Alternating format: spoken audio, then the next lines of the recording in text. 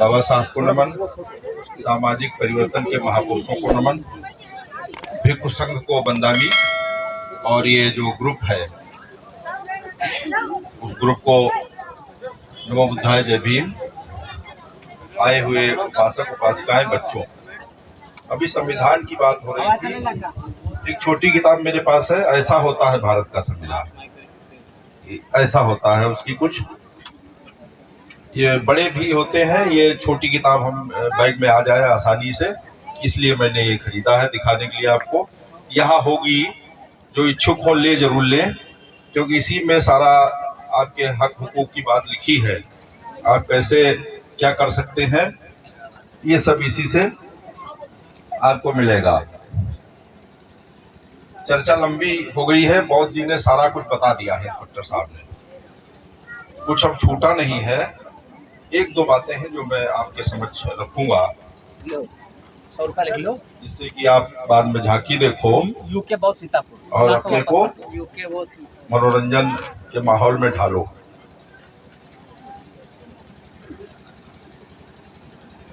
एक मंगल सूत्र की बात होती है, बंदे जी, मंगल सूत्र की बात होती है।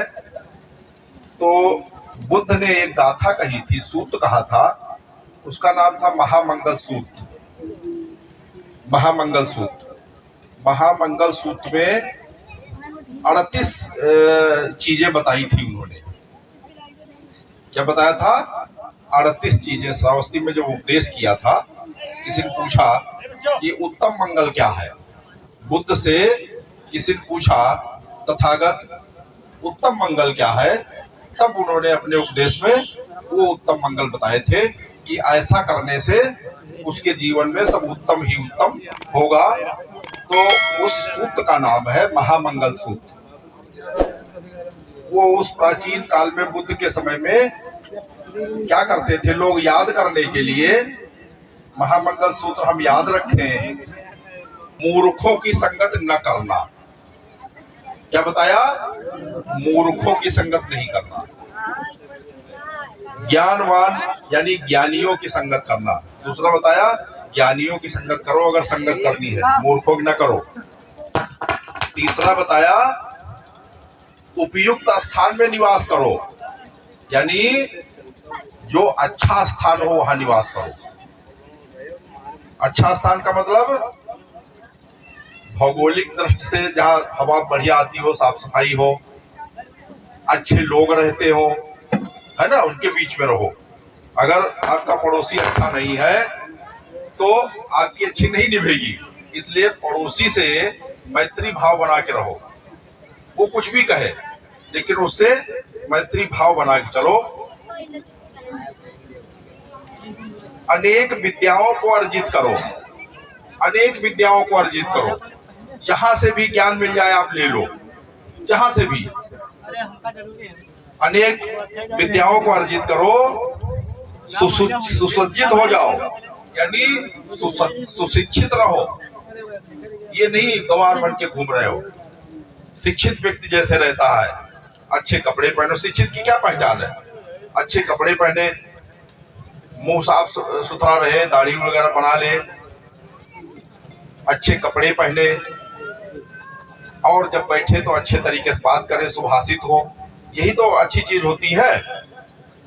और कहा शिल्प कलाओं को सीखना। शिल्प कला जानते हो आप लोग? बढ़ईगिरी और मिस्त्रीगिरी, लोहारगिरी, ये सब शिल्प कलाएं हैं। ड्राइवर बन जाना, सीख लेना गाड़ी चलाना। तो इस पर एक भंते जी ने बहुत बड़ी कविता लिखी है। उन्होंने क्या लिखा? बाबा यदि बढ़ई बने पोता बने लोहार। बाबा यदि बढ़ई बने तो पोता बने लोहार। घर के हर प्राणी करें अलग अलग रोजगार, अलग अलग रोजगार करिए। यानी इसका अर्थ क्या निकलता है कि शिल्प कलाएं सीख ले हम और रोजगार के क्षेत्र में उतरे, रोजगार करें।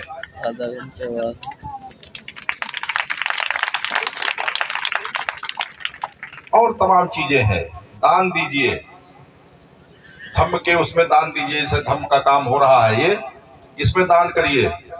जहाँ जरूरत नहीं वहां दान न करिए, जो पैसा बेकार चला जाए। दान लेने वाला भी खुश नहीं और देने वाला उसकी आंत निकल गई, तो ऐसे देने से क्या फायदा है। माता पिता की सेवा करिए, एक बिंदु ये भी है उसमें कि माता पिता की सेवा करो। लठ लेके रट्टा लेते हैं, गरियाते हैं अशिक्षा की वजह से। बहुएं लड़ती हैं सासुओं से कि तूने क्या किया। अरे भाई, जब वो मर जाएगी तब पता चलेगा क्या किया। जापान में जानते हो, जापान में घर में रहने के लिए पुत्र और बहू अपने पिताजी को और माताजी को किराया देता है, तब वो रखता है घर में, भगा देगा, क्योंकि वो उनकी संपत्ति है, उनके घर में रहता है। और तुम्हारे घर में रहेगा तुम्हारा बेटा, तुम्हें मारेगा, तो उन्नति होगी क्या? बुद्ध के हिसाब से, बुद्ध का जो सिद्धांत है उसके हिसाब से उन्नति होगी? नहीं होगी। यानी माता पिता की सेवा करना, पुत्र स्त्री यानी परिवार का भरण पोषण करना।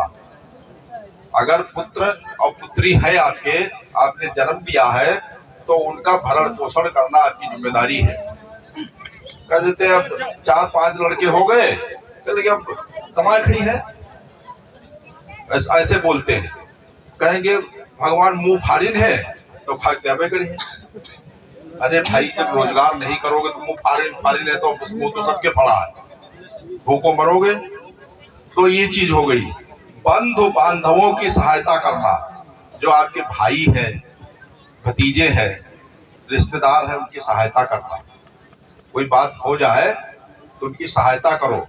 बीमार पड़ा है अस्पताल में, 500 रुपया दे दो मांगिस, फिर उसे जब ठीक हुआ तो 500 बार झगड़ा करे, तो 500 रुपया नहीं लौटा रहे रहो। अरे भाई, बीमारी में आपने मदद की है, मदद नहीं लौटाई जाती है। ये झगड़े की चीजें हैं। ये जो लोग अशिक्षित हैं, जिनके अंदर ज्ञान नहीं है, वो करते हैं। तो यही सब उत्तम मंगल है। पापों को त्याग कर दो। ये 38 चीजें हैं जो हमको नहीं करनी है, और इन 38 चीजों के जो धनात्मक चीजें हैं वो करनी है। ऋणात्मक इनके पक्ष भी हो सकते हैं। कोई चीज अच्छी है तो उसका पहलू बुरा भी हो सकता है, बुरे पहलू छोड़ के अच्छे पहलू को हमें करना है। एक बोर्ड यहाँ लगाया था मैंने, ये लगा है, ये पढ़ने में आ रहा है सबको? क्या लिखा है? आओ आओ करके देखें। ये मैं भूल गया था बताना आपको। आओ करके देखें का मतलब ये है कि कोई चीज अगर आपने कर लिया और उसको देखा नहीं, यानी उसका प्रयोग नहीं किया, तो वो बेकार है। किसी चीज को करके देखोगे तो क्या नतीजा मिलेगा? उसका लाभ हानि पता चलेगा। ये काम करने से लाभ हुआ या हानि हुई, पता चलेगा ना। तो इसीलिए मैंने कहा है आओ करके देखें। आओ करके क्या देखना है? जो 38 बिंदु हमने बताए हैं तथागत बुद्ध के, वो सब करके देखिए। माता पिता की सेवा करके देखिए, क्या कुछ मिलता है आपको? आत्म संतुष्टि मिलती है? सासू की पूजा करके देखिए, क्या कुछ मिलता है? सासू बहू की इज्जत बेटी मानकर उसको देखे तो देखिए क्या कुछ उसको मिलता है। तो ये करके देखोगे तब पता चलेगा। तो मेरा सिद्धांत इस बैनर को लिखने का ये है कि हर चीज करके देखो। अब इस कान से सुना, इस कान से निकाला, ये गाल बजाने वाली बात बहुत हो गई। गाल बजाने से कुछ नहीं होता, करने से होगा। उसमें एक कला कौशल की बात आई थी। कला कौशल डेवलप करो, कला कौशल विकसित करो, यानी रोजगार करो। क्या करके देखना है? रोजगार करके देखना है। रोजगार पर एक बात करूंगा छोटी सी, उसको समझना बारीकी से। वो ये है, सरकार ने 21 साल उम्र मानी है कि 21 साल उम्र हो और जो शैक्षिक योग्यता है वो अगर रखता हो तो उस नौकरी की योग्य हो जाता है बच्चा या बच्ची। ये चीज है कि नहीं है? अगर आप इंटर पास हो या बच्चियां इंटर पास है और 21 साल की है, अगर कांस्टेबल में जगह निकलती है तो उस फॉर्म भर सकती है जी हाँ, भर सकती है। और उनको योग्यता में अगर पास हो जाएंगी तो महिला कांस्टेबल बन जाएंगी। महिला कांस्टेबल बन जाएंगी तो कितना रुपया महीने में लाएंगी? घर में कितना लाएंगी? 40,000 30,000 रुपया। सफाई कर्मी बन जाएगा बेटा तो कितना रुपया लाएगा? 30,000 महीने में लाएगा। इस तरीके से 21 साल की उम्र में अगर उसकी योग्यता है तो वो नौकरी ले लेगा और 30,000 रुपया महीना घर में लाएगा। तो साल में कितना लाएगा? 3,60,000। 3,60,000 यानी 60,000 मान लो टैक्स कट गया, सरकार टैक्स लेती है तो 3 लाख रुपया साल में लाया। तो अब जिस घर में 3 लाख रुपया आ रहा है और जिस घर में घूरू का बच्चा मान लो नहीं लगा, वो ऐसे घूम रहा है 3-4 साल घूमा, 25 साल का हो गया, माँ बाप कहते हैं तुम काम करो तो आंखें दिखाता है वो, तो जानते हो नहीं मैं नौकरी ढूंढ रहा हूं। तो एक तरफ जो बच्चा लग गया वो 3 लाख रुपया ला रहा है, 5 साल में कितना लाएगा? 15 लाख रुपया। 25 साल का जब हो जाएगा वो घूरू का बच्चा 25 साल का हो गया, वो घर से खर्च कर रहा है। तो इस पर ये मैं सिद्धांत लिखा हूं कि कला कौशल विकसित करो, 1-2 साल इंतजार करो, ज्यादा इंतजार मत करो। 22-23 जहां 23 पार किया उसको तुरंत निकालो, कह दो तो 30,000 नहीं 3,000 रुपया घर में लाएगा। सबसे बेदखल बेटी भी है उसकी या तो शादी करो